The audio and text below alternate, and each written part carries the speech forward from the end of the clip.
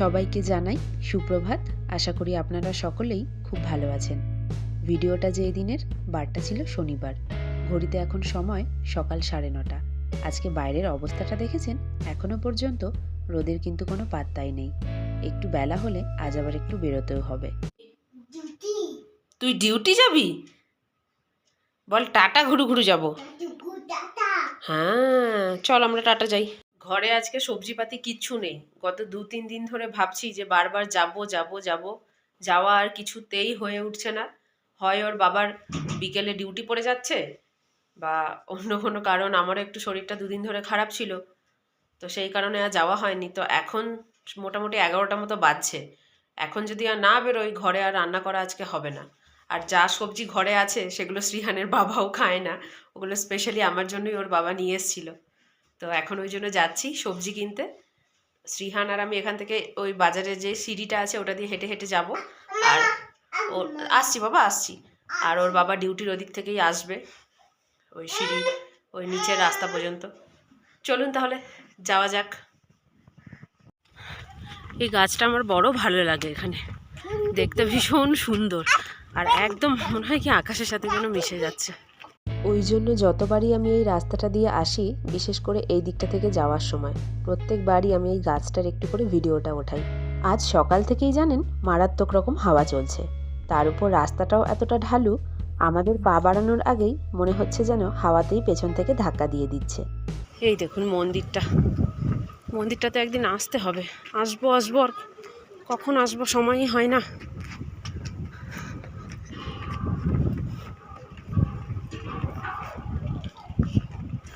কি হাওয়া দিচ্ছে রে আজকে, বাহ ভীষণ হাওয়া দিচ্ছে আজকে।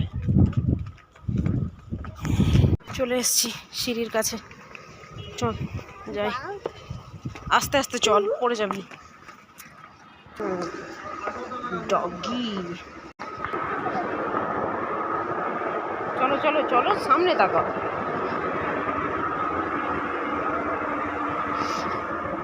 এখানে মাছের বাজারগুলি বসে, দিনের বেলায় বন্ধ থাকে, রাতের বেলাতে যেগুলো সব মাছের দোকান, রাত হলে খুলবে। পাড়ার এই বাজারটাতে দিনের বেলায় দেখেছি মাছ মাংসের দোকানগুলো আবার বন্ধ রাখে। এই যে এইখানটা তো মাছের দোকান, আপনাদেরকে তো আগে একদিন নিয়ে এসেছিলাম মাছের দোকানে এখানে ঘোরাতে। আর এই রাস্তাটা দিয়ে কিন্তু সোজা গেলেই মেন রোডটা পাওয়া যাবে। এই জায়গাটাতেই শ্রীহানের বাবা আমাদেরকে দাঁড়িয়ে থাকতে বলেছে। ওই মেন রোডটা দিয়ে একটুখানি সামনে এগোলেই ওর বাবার ডিউটির জায়গাটা।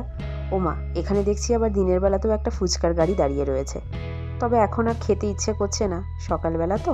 চলুন এখানটা দাঁড়িয়ে কিছুক্ষণ অপেক্ষা করি, দেখি ওর বাবা আবার কখন আসে। ফোন একবার মাঝে করেছিলাম, তো বলল মিনিট 5-এর মধ্যেই চলে আসবে। সন্ধেবেলায় এই জায়গাটা কিন্তু ভীষণ জমজমাট হয়ে যায়। ফুচকার গাড়িটা তো থাকেই, আর তার পাশে কিন্তু ছোট্ট ছোট্ট মোমোরও বেশ 2-3খানি দোকান বসে। এটা তো গেল রাস্তার এপাশটা, আর ওপাশটাতে আবার 2-3খানি সবজির দোকানও বসে। তবে বড় বাজারের থেকে দামটা তুলনামূলক একটু বেশি নেয়। বেশিরভাগ সময় আমাদের বাড়িতে সবজি বাজারটা বড় বাজার থেকেই করা হয়। তবে যেদিন আর কি সবজির একটু বেশি টানাটানি হয়ে যায় আর সময়টাও হাতে একটু কম থাকে, তখন আমরা এই ফ্যামিলি কোয়ার্টার এরিয়াতে গিয়ে ওখানে যেই সবজির শপটা আছে ওখান থেকে গিয়ে সবজি কিনে নিয়ে আসি। তো আজকেও সেখানে যাচ্ছি। তবে এই সকালবেলাতে দোকানটা আবার খোলা থাকবে কিনা সেটাই একটা সমস্যা হয়ে গেছে। চলুন গিয়ে পৌঁছাই, দেখি আবার সেখানের কি অবস্থা হয়।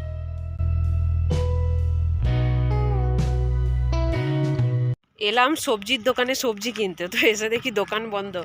তো খোলা রয়েছে হচ্ছে সামোসার দোকান, তো সেখান থেকে ওর বাবা গেল এখন সামোসা কিনতে। তো পার্কে বসে এখন সামোসা খাবো। সিঁড়ি দিয়ে আস্তে আস্তে নামো, আস্তে আস্তে।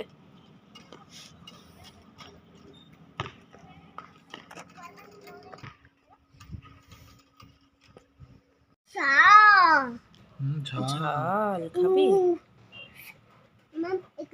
আগের দিনেও দুটো সিঙ্গারা এখান থেকে টেস্ট করেছিলাম, ভীষণ কিন্তু টেস্টি খেতে ছিল। তো আজ সকালবেলাও এসে যখন দেখছি সবজির দোকানটা বন্ধ, তখন আর কি করব, টাইম পাস করার জন্য দুটো সিঙ্গারা কিনে ওই দোকানে বসেই খাওয়া শুরু করলাম। তো সিঙ্গারা খেতে খেতেই সবজির দোকানটা যে আর কি খোলে তার সাথে দেখা হলো।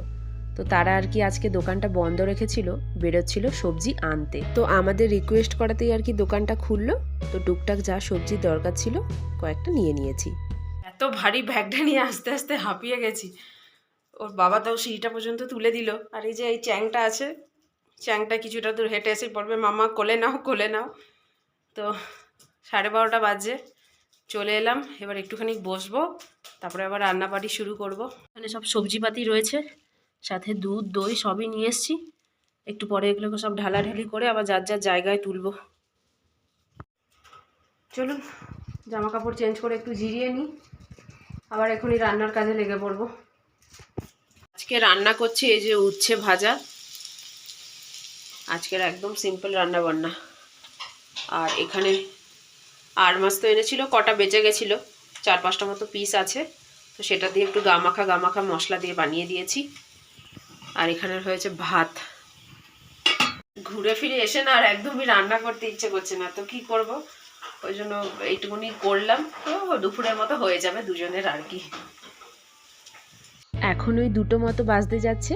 ছেলেটাকেও দুপুরের খাবার খাইয়ে দিয়েছি। শ্রীহানের বাবা আসতে এখনো মোটামুটি আধা ঘন্টা মতো সময় লাগবে।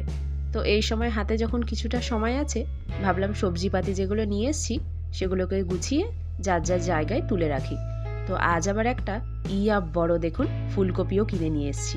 ফুলকপিটা ওখানে 25 টাকা করে কিলো ছিল, ওই জন্য একটা বড় দেখে নিয়ে নিয়েছি।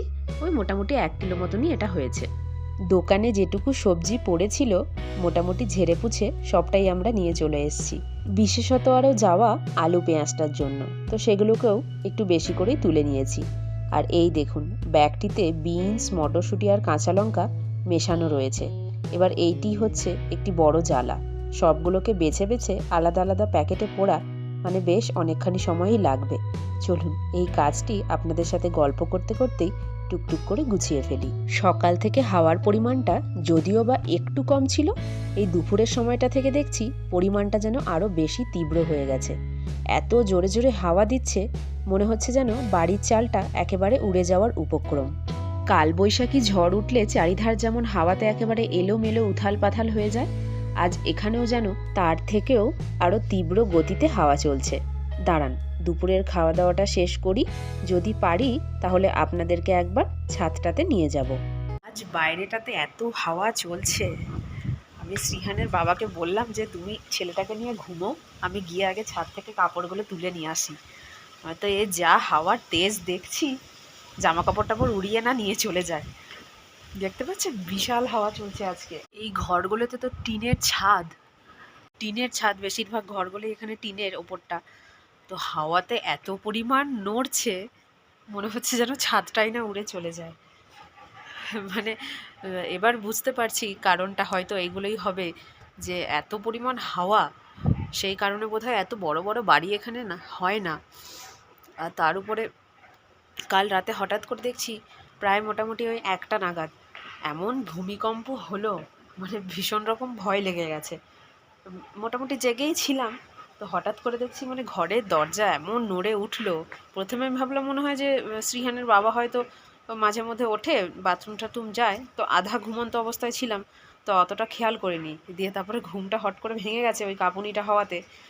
তখন ওর বাবাকে জিজ্ঞেস করলাম যে কী গো কী হলো, বলছে যে ভূমিকম্প হয়েছে। আমিও ওটাই ধারণা করলাম যে ভূমিকম্প হয়েছে। তো মানে সত্যি এখানে মানে বড় বড় বিল্ডিং না থাকাটাই ভালো এই সমস্ত পাহাড়ি জায়গায়। এক তো পাহাড়ি জায়গা, তার উপর এরকম বড় বড় বিল্ডিং আর টিনের ছাদগুলি, মানে সত্যি মানে এক এক রকম জায়গাতে থেকে না এক একটা এক্সপিরিয়েন্স মানে হয়ে যাচ্ছে। চলুন তাহলে জামা কাপড়গুলো উঠিয়ে নিয়ে আমিও ঘরে চলে যাই। যা হাওয়া দিচ্ছে কানগুলো একেবারে শিরশির করছে। তো ব্লগটাও আজকে এখানেই শেষ করছি। ভালো লাগলে একটা করে লাইক কমেন্ট শেয়ার করবেন। তাহলে সকলেই ভালো থাকবেন, সুস্থ থাকবেন। খুব তাড়াতাড়ি দেখা হবে পরের আরেকটি নতুন ব্লগে।